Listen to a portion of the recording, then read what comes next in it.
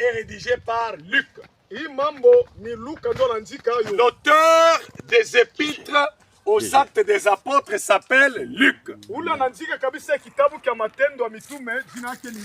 Luc était apôtre du Seigneur Jésus-Christ.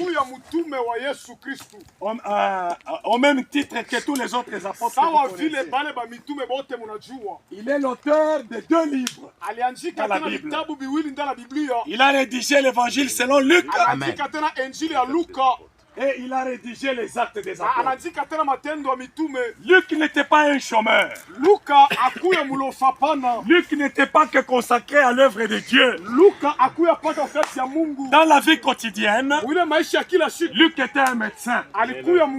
Donc il ne pouvait rien envier. Il exerçait le même ministère que ma soeur. Ma soeur étant infirmière, lui Luc était médecin. Voilà ce qu'il faisait dans la vie. Lorsqu'il a rédigé l'évangile selon Luc, il a adressé ça à une grande autorité de l'époque. Son Excellence Théophile. En fait, Luc voulait que Théophile soit le sponsor de ses publications. Pour que l'évangile du Seigneur soit connu de partout. Ça, c'était la première étape.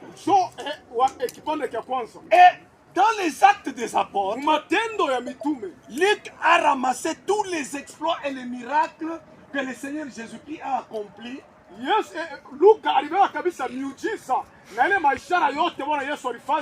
Ensemble avec les apôtres, il a résumé ça pour présenter ça à Théophile. En réalité, il dit ceci. Excellent Théophile. Tout ce que je t'ai raconté au sujet du Seigneur, dans l'évangile selon Luc, maintenant ça s'est accompli. En voici la multitude. Amen. En réalité, voici ce qui s'est passé. Tous les exploits, tous les miracles. Luc a résumé ça et l'a présenté à Théophile. Pour que la multitude sur laquelle régnait l'excellent Théophile puisse croire. Amen. Amen. Je bénis le Seigneur. Parce qu'en réalité, si vous regardez très bien, la première prédication est juxtaposée à la deuxième. Ça, c'est Dieu. Dieu a toujours bien rendu cohérent